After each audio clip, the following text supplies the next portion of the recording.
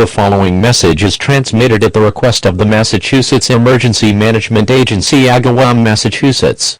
Driving is extremely hazardous tonight on all roads in western Massachusetts due to black ice. Unless it is an emergency, please do not drive. Stay home.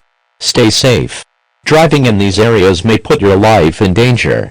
If you become stranded, emergency services may not be able to reach you. If you are stranded, do not leave your vehicle. Run your vehicle 10 minutes per hour, and crack a downwind window for ventilation.